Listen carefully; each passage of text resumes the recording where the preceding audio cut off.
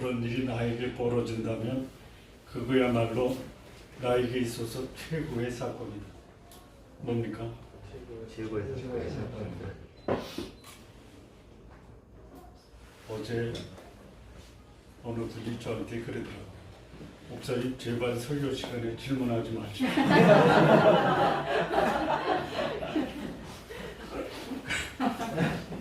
그러면 어떻게 해야 됩니까? 그냥 선포만 하십시오.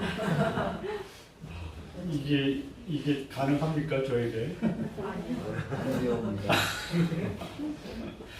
그래서 어제 들은 말을 금방 잊어버리고 오늘 또 질문부터 시작을 하네요. 괜찮습니까? 네. 지금서부터는 질문이나 토론 같은 거는 설교 시간에 안 하도록 노력하겠습니다. 네. 저 부활을 경험했다면 이거는 대체로 이 성경이 말하는 것처럼 두 가지 반응입니다. 이런 일이 나에게도 벌어졌구나 하는 놀라움과 그거를 넘어서는 두려움, 그리고 놀라움과 두려움 다음에 기쁨과 감격, 이게 부활을 경험한 사람들이 보여주는 첫 번째 반응입니다. 두 번째는 부활을 자기 앞에서 목격을 하고도 그 부활을 부인하고 또 경험한 사람들, 부활을 경험한 사람들이 이거를 가장 권력이 높은 권력자에게 보고하면 안 된다라고 협박을 하고, 그리고 많은 돈을 줘서 매수하고 예수를 제자들이 훔쳐갔다라고 거짓말을 하는 그런 부류의 사람들이 있습니다. 우리 성도님들은 전자의 반응을 보이시고 이 부활을 경험하시기를 바랍니다. 네. 자, 이 예수님의 부활이 성경 사복음서 마태, 마가, 누가, 요한복음에서 가장 비중이 낮게 다루는 복음서가 마태복음입니다. 자, 예수님은 십자가에서 인간의 죄, 저와 여러분의 죄를 다 담당하셨습니다. 여러분 죄를 마음껏 지셔도 되지만 마음껏 짓고 사지 마십시오. 예수님은 우리의 모든 죄를 다 담당하셨습니다. 그가 채찍에 맞음으로, 즉 우리가 맞아야 될 채찍을 그분이 맞으시고 우리에게는 나음을 주셨습니다. 그가 찔림으로 우리가 참된 자유와 평안과 해방을 누리게 되었습니다. 그러니 마음껏 죄를 져도 됩니다. 라고 하는 것은 그분이 당하신 죄의 형벌을 내가 받아야 된다라는 것을 미처 생각하지 못한 사람들의 반응. 죄를 짓는 사람은 죄를 죄라고 생각하지 않고 마음껏 죄를 져요. 그런데 작은 죄라도 이 죄에 대한 가책이나 이 죄로 인한 아픔을 경험한 사람은 죄의 용서가 얼마나 큰 복음인지를 아는 사람은 더 이상 죄를 짓지 않겠다라고 하는 몸부림 속에 살아야 됩니다. 근데 여기 예수님이 마태복음에서 다루어지는 부활은 한 장입니다. 그리고 그것도 놀랍고 두렵게 반응한 사람과 이것을 거짓으로 상대한 두 부류의 사람만 이 마태복음 28장이 다루고 있어요. 왜 그러냐? 예수님의 이 땅에 오신 목적은 부활이 아닙니다. 예수님이 이 땅에 오신 목적은 뭐냐? 죽으러 오신 거예요. 그래서 사실 이 복음서가 십자가에서 다 이루었다 라는 말씀으로 복음서는 막을 내려야 돼요. 자, 그러면 이 부활의 내용을 성경이 기록한 이유는 무엇입니까? 질문을 하지 않겠다라고. 왜 이 부활의 사건을 다루고 있느냐? 예수님을 위해서 다루는 것이 아닙니다. 저와 여러분을 위해서 부활의 사건을 다루고 있는 거예요. 예수님은 공개적으로 부활을 안 하셔도 그분은 부활하시죠. 그분은 하나님이시기 때문에 그분이 하나님이심을 굳이 우리에게 증거 안 해도 그분은 하나님이세요. 그런데 여기 이 부활의 사건을 다루고 있는 것은 저와 여러분들이 죽음이 끝이 아니고 부활할 수 있다. 그리고 부활이 끝이 아니고 부활 후에는 영원한 천국이 기다리고 있다. 그 예수 그리스도께서 부활하시고 가신 그곳에 우리도 갈 수 있다라는 것을 보여주기 위한 하나의 증거로 예수님은 부활하신 것입니다. 내가 너희를 위하여 초소를 예비하러 가노니 초소가 예비되면 내가 다시 너희에게로 와서 너희도 나 있는 곳에 있게 하리라. 그게 어디입니까? 천국입니다. 천국을 알고 천국을 사모하는 그 믿음을 더 강하게 이 땅에서 삶을 살게 합니다. 천국에 대한 소망과 열망이 없으면 이 땅에서의 삶은 그렇게 만만하지가 않습니다. 그런데 그 부활의 경험이 우리를 어디로 인도하시겠느냐? 천국까지 인도한다는 거예요. 제가 고난주간 일주일 동안 천국을 강의했는데요. 제가 받은 감동 중에 가장 큰 감동이 뭐냐? 천국은 지상에서 살았던 모든 좋은 경험과 나쁜 경험을 가지고 갈 거고 지상에서 겪었던 모든 좋은 기억과 아픈 기억을 다 가지고 간다. 그러면 천국도 아니죠. 그런데 천국이 천국인 이유는 뭐냐? 모든 경험과 기억을 누구의 관점으로 보느냐? 하나님의 관점으로 바꿔서 경험과 기억을 천국에서 생각한다. 이게 다른 겁니다. 자, 이 땅에서 우리가 천국을 누릴 수 있는 그 유일한 길이 뭐냐? 우리의 경험, 우리의 사건, 우리가 겪은 모든 것, 기억을 여러분의 경험과 여러분의 관점으로 보면 그건 뭐예요? 지옥입니다. 그런데 우리가 겪은 경험, 사건, 아픔, 이 모든 기억을 하나님의 관점으로 바라보는 것이 어디냐? 천국. 너 나한테 왜 그렇게 아프게 했어? 이것을 생각해서 속에서 화가 나면 뭐가 돼요? 지옥이 되는 거예요. 그런데 너 때문에 나 그때 아팠지만 그 아픔이 나로 하여금 성숙하게 만들어서 고마워. 이렇게 되면 그 사람은 어디서 사는 거냐? 천국에서 사는 거예요. 여러분, 이 땅에서부터 천국으로 사시기 바랍니다. 천국이 천국다운 천국의 이유가 뭐냐? 인간관계가 원만하다. 이 천국에 이 땅에서 우리가 지옥 같다라고 하는 게 왜 그래요? 그 사람 때문에 그렇잖아요. 근데 그 사람이 천국 가면 어떻게 돼요? 너 때문에 내가 오늘 이렇게 천국에 올 수 있었고 내가 하나님 앞에서 의롭게 설 수 있었어라고 그 사람에 대한 관점을 바꿔서 그 사람께 감사하는 것이 어디냐? 천국. 여러분, 이 땅에서부터 천국에 사시기를 저와 여러분이 갈망하기를 진심으로 바랍니다. 저도 이 땅에서 천국을 살다가 천국에 들어갈 수 있도록 기도해 주세요. 그렇게 하려고 노력하는데 이 육신의 몸을 입고 이 땅에 사는 동안은 결코 쉽지는 않을 것입니다. 그래도 이 땅에서 할 수만 있다면 천국을 살면서 살다가 천국에 가야겠다라는 것이 저의 개인적 간절한 소망입니다. 자, 여기 본문에 보면은 이 여자들이 예수님이 묻히신 무덤에 갈 때 이 여인들이 예수님의 부활을 기대하고 갔습니까? 아니면 내가 사랑했던 주님 그분의 무덤을 가서 한번 예를 차려야 되겠다 라는 심정으로 간 거죠. 그래서 여기 무덤을 지키고 있었던 파수꾼이나 군병들은 예수님의 부활을 기대했습니까? 안 했습니까? 할 수도 있었어요. 그래서 지킨 거 아니에요? 예수를 믿지 않았던 자는 예수님이 부활할 수 있다. 왜? 예수님이 평소에 부활을 말씀하셨잖아요.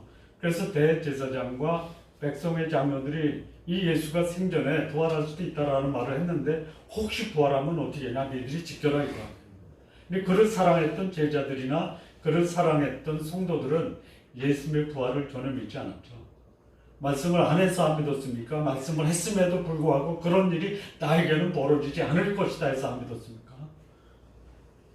말씀을 하셨음에도 불구하고 제자들과 예수를 사랑했던 사람은 부활을 안 믿었습니다. 자, 이게 여기 나오는 제자들의 이야기입니까? 우리들의 이야기입니까? 계속 질문을 하네.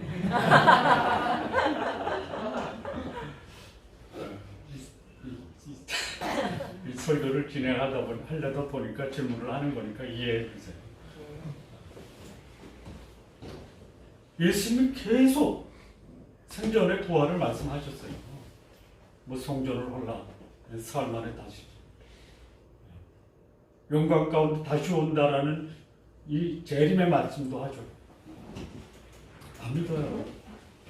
여러분 예수님의 부활을 믿으십니까? 네.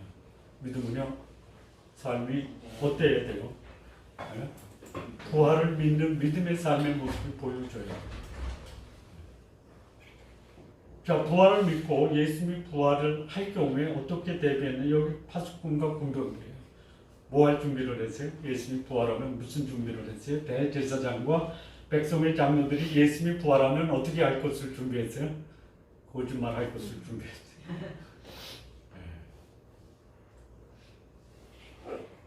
믿고 거짓말하는 사람이 있어요. 이런 사람을 뭐라고 하냐면 불신자란다. 예수님의 부활을 기대하지 않다가 예수님의 부활을 경험하고 놀라고 무섭고 기뻐하고 감격한 사람들이 성도들이에요. 자, 믿음은 그렇게 가는 거예요. 성장해 가는 거예요. 기적을 경험하고도 거짓말하는 사람, 이건 뭐 구제 방안이 없어요. 그런데 믿음이 전혀 발휘되지 않다가 예수님의 부활을 경험하고 놀라고 무섭고 기쁘고 감격해서 이 부활의 사건을 사람들에게 증거하는 사람이 누구냐? 기대하지 않았던 하나님의 기적이 내 앞에서 전개될 때 나는 이것을 어떻게 반응할 것이냐? 믿는 자로서의 기쁨과 감격과 그리고 증거하고자 하는 이런 모습으로 우리 성도님들 사시기를 바랍니다. 자, 기독교에서 가장 중요한 복음은 뭐냐? 부활이 아니에요. 예수님의 죽으심이에요. 그런데 여기에 덤으로 우리에게 주신 이 부활을 경험하면 사실 예수님이 죽으신 것 가지고 제자들은 뿔뿔이 다 헤어졌어요. 그런데 그것이 없으면 우리에게는 구원도 없고 천국도 없다라는 거죠. 예수님의 죽음이 있었기 때문에 부활도 가능해졌고 예수님의 죽음이 있기 때문에 우리가 천국을 사모하고 천국을 향해 갈 수 있다. 자, 부활 이후 부활을 경험한 자들의 반응을 다시 한번 간단하게 요약해서 말씀을 드리겠습니다. 이 8절에서 10절은 예수님의 부활을 목격한 소위 믿음의 여인들의 반응. 누구로부터 듣냐면 천사로부터 부활 소식을 들어요. 이 천사는 뭐하는 천사냐? 좋은 소식을 전하는 천사입니다. 우리 성도님들, 여러분이 천사의 역할을 해주십시오. 네? 천사의 역할을 하죠. 내가 예수님의 부활은 모르지만 당신의 삶을 보면 예수님이 부활한 것이 분명하다. 여기 천사로부터 부활 소식을 듣고 한 것이 뭐냐면 제자들에게 알리려고 갑니다. 천사의 소식을 듣고 감동을 받아. 여러분 주변의 사람들이 예수님을 직접 못 만날 수도 있어요. 그런데 여러분을 만나서 예수님이 부활했다라는 것을 감격 가운데 경험을 해요. 그리고 나면 감격 속에 만난 예수님을 증거할 수 있어야 되는 거예요. 예수님 만났다라는 확실한 증거는 뭐냐? 증거하는 거예요. 증거의 방법은 다양합니다. 다양해요. 만나면 달라지잖아요. 뭐가 있어요? 놀라움과 무서움과 기쁨과 감격이 이것을 알리지 않고는 안 되겠다라는 강한 도전을 받게 됩니다. 여러분 예수님 만나신 여러분들 놀라움과 두려움과 기쁨과 감격을 경험하지 않은 사람에게 증거하라 하면은 증거하겠어요? 안 해요. 여기 누구요? 여기 군병이나 파수꾼처럼요. 자기 눈으로 본 거예요. 그래서 대제사장에게 가서 예수 부활했다라고 전했어요.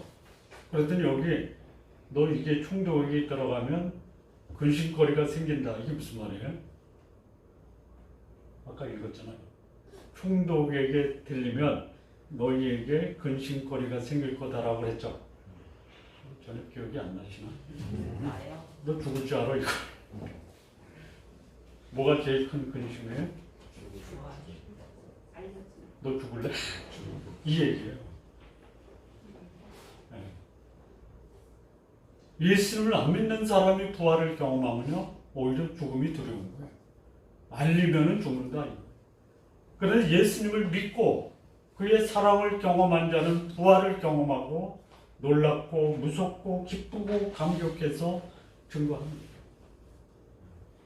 예수님 만난 경험이 없으면 예수님 증거하는 게 뭐예요? 죽으려고 뭐 하는 거예요? 그거예요. 못 전하는 거예요.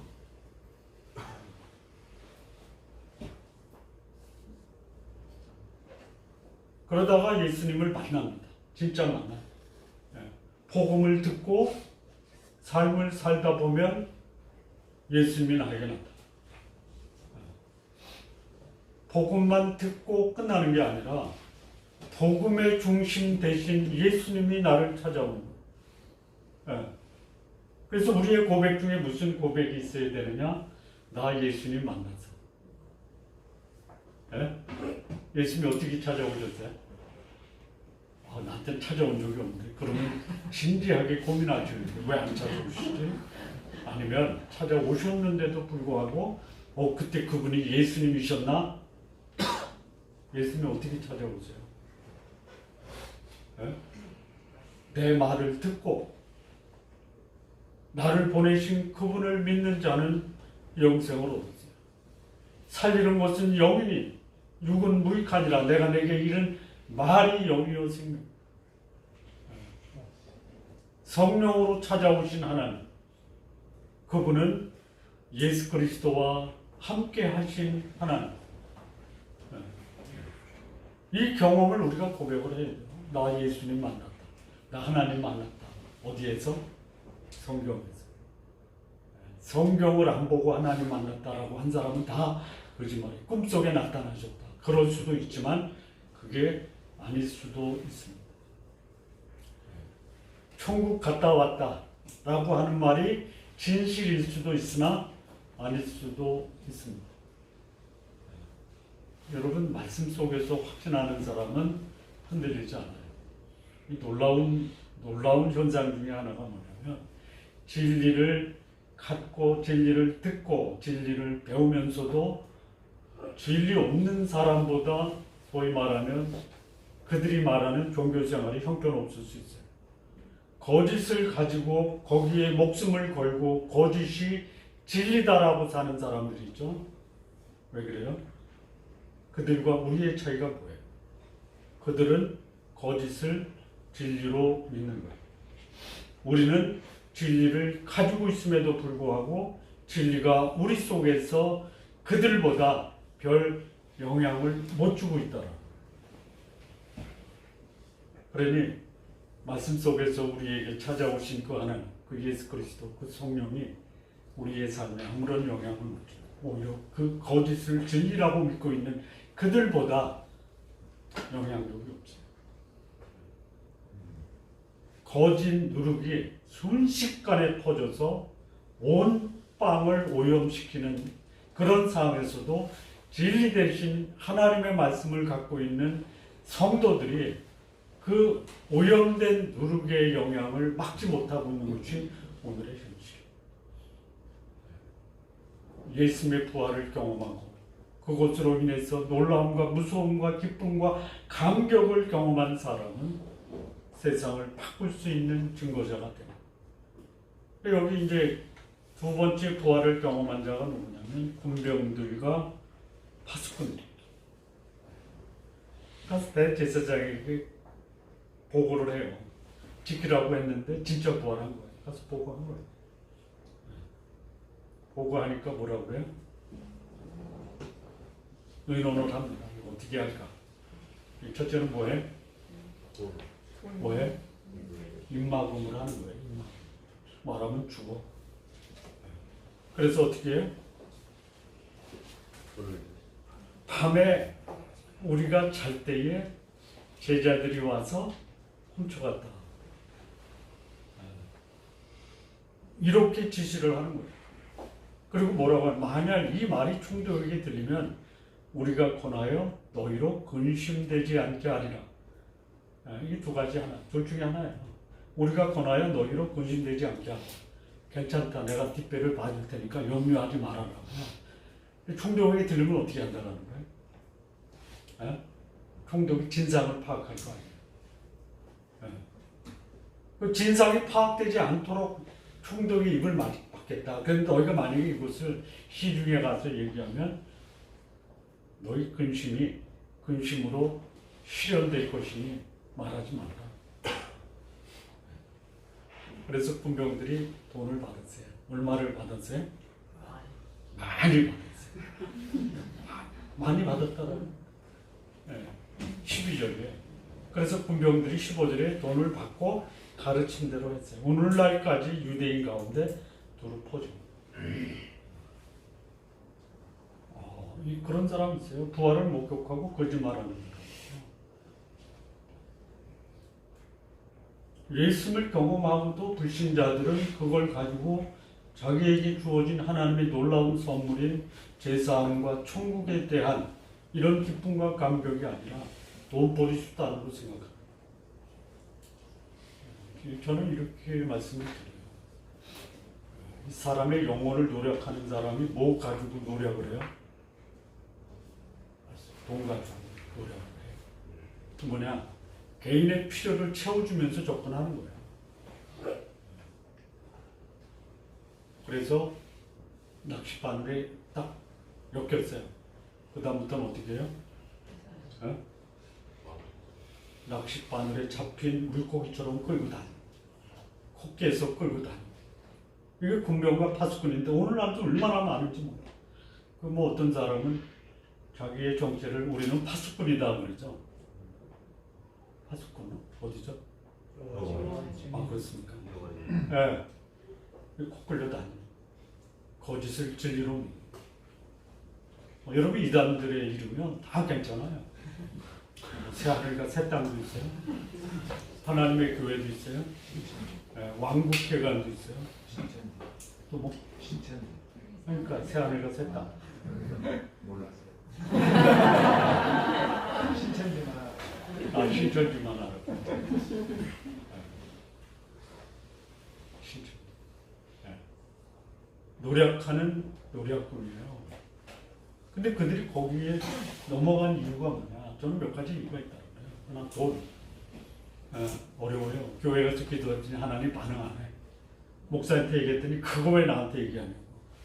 근데 어느 날 아주 은근히 다가온 그 사람들, 주식꾼들이 왜 이렇게 얼굴에 근심이 있어요? 어려워요. 뭐가 어려워요? 우리 아들이 병원에 입원했는데 병원비가 없어요. 그래요. 우리가 도와줄게요. 어떻게 되겠어요? 넘어가는 거예요. 네. 그리고 딱 묶어놔요. 우리 집단에서 떨어지면 어떻게 된다? 죽는다. 여러분, 그런데 넘어가면 안 돼요. 넘어가면 안 되는 것보다 더 분명하고 중요한 예수 그리스도에게 여러분의 인생을 드리십시오. 결코 아깝지 않아요. 여러분, 예수님께 드리는 게 아깝죠? 질문하지 않겠다라고. 예수님께 드리는 게 아까운 거예요. 누릴 만큼 누리고 가질 만큼 갖다가 인생 떠날 때 두고 가면 안 되니까 그럴 수 있어요. 그렇게 하실 수 있으면 하세요. 근데 지금 하나님이 나에게 이렇게 다 내 건데 그거 가지고 너만 위해 살지 말고 네 외에 다른 사람도 위해서 살아라 이렇게 말씀하죠. 근데 우리는 곤병들이에요. 내가 돈만 책임지. 근데 그게 결국은 뭐예요? 노예가 되는. 자, 예수님이 부활하셨어요. 그리고 이 여인들에게 뭐라고 말하냐면 내가 갈릴리에서 너희를 보리라. 그래서 이 막달라 마리아와 다른 마리아가 제자들에게 전해요. 이 제자들이 어디로 가냐면 갈릴리로 가는 거예요. 여기 갈릴리에서 만난다 하고 갈릴리에서 뵈는데 여기 조금 생각을 할 게 있습니다. 가장 최근에 나온 부활이라는 영화 보셨습니까? 못 보셨어요? 그 부유들을 한번 보세요. 호민관이 이 빌라도의 호민관이 예수가 부활했다라는 소식을 듣고 그게 사실인지를 확인하기 위해서 추적하는데 이 호민관이 부활하신 예수님을 만나요. 그 제자들과 함께 어디로 가냐면 갈릴리로 가요. 거기서 예수님 치료되는. 그리고 거기서는 예수님이 갈릴리에서 부활하는 걸로 나와요. 이 마태복음에도 마태복음 내용만 보면 예수님이 갈릴리에서 부활하신 것처럼 말씀이 기록이 돼 있어요. 예수님이 어디서 부활하셨어요? 감난산에서 부활하신 걸로 사도행전에 나오죠. 네? 그래서 그 가능성이 두 개 다 가능성이 있어요. 마태복음 자체만 보고 다른 성경이 없다 그러면 예수님은 갈릴리에서 부활하신 걸로 이해될 수가 있어요. 성경 전체를 보면 예수님은 감난산에서 부활하시고 어쨌든 예수님이 부활하시기 전에 제자들에게 마지막 당부를 합니다. 유언이에요. 그러니까 지상을 떠날 때 남기신 마지막 말씀. 근데 그때 예수님이 자기의 정체를 다시 한번 정확하게 밝혔어요. 하늘과 땅에 있는 모든 권세를 내게 주셨으니 이렇게 시작합니다. 이 권세라는 것이 뭐냐면요. 소위 정치적, 경제적, 사회적, 종교적 모든 권한을 행사할 수 있는 능력을 권세라고 하는 거예요. 여러분에게 우리 대통령 당선자가 개인적으로 불러서 네가 원하는 자리가 뭐야? 라고 말씀한다면 기분이 어떻겠어요? 이거 뭐 감당할 수가 없죠.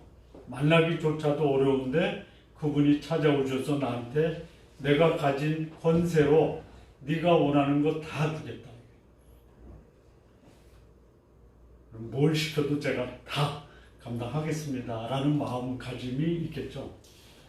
하늘과 땅에 있는 모든 권세를 아버지께서 내게 주셨다. 그러므로 내가 너희에게 말한다.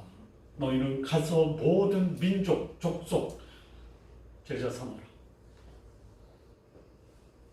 그리고 아버지와 아들과 성령의 이름으로 그 모든 족속에게 세례를 주라. 세례 뿌릴 세자거든요. 닦을 세자거든요. 저는 침례가 났어요. 담글 침이. 침례를 줘라. 그리고 내가 내게 지시한 모든 것을 가르치고 지키게 하라. 이 말씀을 남기고 예수님은 승천하시고 그 말씀을 사도행전에서는 오직 성령이 너희에게 임하시면 너희가 권능을 받고 그 권능이 아까 예수님이 하늘과 땅에 있는 모든 권세를 가졌다라는 권능과 같은 권능이에요. 예루살렘과 사마리아, 예루살렘과 온 유다와 사마리아와 땅끝까지 가서 내 증인이 되라. 이게 예수님은 마태복음에서는 제자들에게 하늘과 땅에 있는 모든 권세를 내게 주셨습니다. 너희는 가서 모든 민족으로 제자를 삼아 아버지와 아들과 성령의 이름으로 침례를 베풀고 내가 내게 지시한 모든 것을 가르쳐 지키게 하라. 요 말씀은 하나야 사실은. 예수님이 제자들에게 남긴 하나. 모든 족속으로 제자를 삼아 아버지와 아들과 성령의 이름으로 침례를 주고 내가 내게 지시한 모든 것을 가르쳐 지키게 하라라는 것을 한 문장으로 바꾸면 뭘까요? 이것도 또 질문이네요. 뭐냐면요.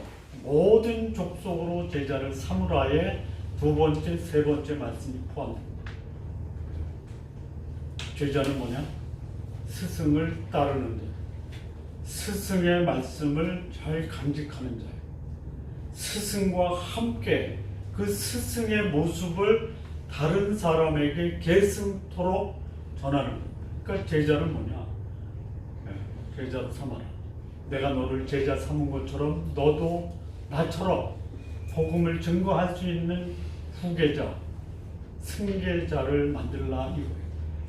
그런데 그것을 하기 위해서 뭘 해야 되느냐? 아버지와 아들과 성령의 이름으로 침례를 베풀어라. 침례의 의미는 세 가지. 내가 예수 믿는 사람이다 라고 공개적으로 증거하는 게 침례. 두 번째는 뭐냐? 예수님과 나는 이제 일심동체로 살겠습니다. 세 번째는 뭐냐? 예수님이 사셨던 삶으로 살겠습니다 라고 하는 거룩함과 사랑과 헌신의 삶을 살겠다라는 다짐이 뭐냐? 침례입니다. 제자의 삶을 살아라. 그런데 그 첫 번째 모습은 뭐냐?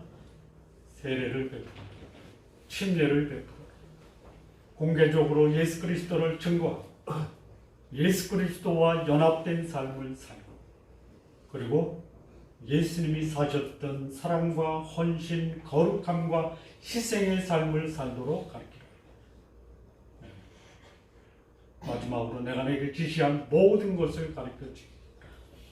예수님이 우리에게 증거하신 그 거룩한 하나님의 말씀을 할 수만 있다면 곳간에 쌓아둔 그 물건들을 필요할 때마다 꺼내서 사람들에게 줄 수 있는 천국의 서기관과 같은 삶을 살라라고 말씀합니다. 그러면서 하신 약속의 말씀이 뭐냐? 볼지어다 내가 세상 끝날까지 너희와 항상 함께 있으리라. 자, 그러면 된 거예요. 내가 어떻게 할까요? 뭐를 해야 돼요? 하늘과 땅에 있는 모든 권세를 주신 분이 나에게 동일한 권능을 주셨다라는 것을 믿음으로 사시기 바랍니다.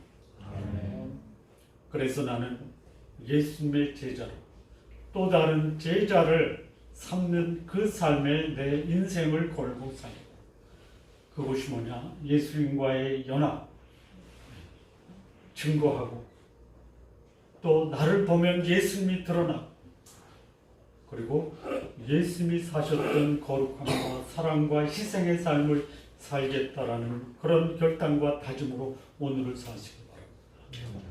그리고 사람들이 필요하는 거룩한 하나님의 말씀을 가르치되 각 사람의 필요에 따라 적절하게 말씀을 증거할 수 있는 우리 성도님들 되시기를 바랍니다. 예수님의 부활을 경험한 사람들, 기대하지 않았던 사람들, 오늘도 그냥 하루가 지나간다라고 사는 사람들이 있죠. 예수님이 부활한 그날 대부분의 사람들은 잠자리에서 주무셨어요. 왜요? 관심이 없었어요. 그런데 예수님과 사랑을 했던 여인들, 그 사랑은 그야말로 아가페 사랑이에요. 오해하지 마십시오. 예수님이 여인들과 사랑해서 개인적인 감정과 또는 사적인 그런 욕망이 담겨 있어. 그런 사랑이야. 부활을 기대하지 않고 예수님께 예를 드리러 간 여인. 그런데 그것이 기회가 돼서 예수님의 부활을 경험하고 무섭고 놀랍고 기쁨과 감격을 경험한 사람. 어떤 사람은 자기 눈으로 예수님의 부활을 목격했음에도 불구하고 돈 받고 거짓 증언을 한 사람. 예수님을 경험하고 부활을 경험하고 놀라움과 기쁨 속에 이 소식을 전한 사람들, 이들이 살아야 될 삶의 모습입니다. 하나님 나에게 권능을 주셨다. 그래서 그 권능을 가지고 모든 사람에게 예수 그리스도의 부활을 증거하자. 그리고 그들을 예수님 나를 제자 삼으신 것처럼 그들에게도 동일하게 나를 하나님의 일꾼으로 제자 삼는 그 사역에 내 인생을 드리자. 그리고 그 사람들로 하여 예수님과 동일시하는 연합하는 세례를 베풀고 그리고 말씀을 가지고 그 사람의 필요를 채우고 그 필요를 받은 사람들이 동일한 삶을 살게 하는 저와 여러분들이 살아야 될 삶의 모습이다. 그 삶을 여러분을 통해서 이 땅에 실현하시길 진심으로 바랍니다.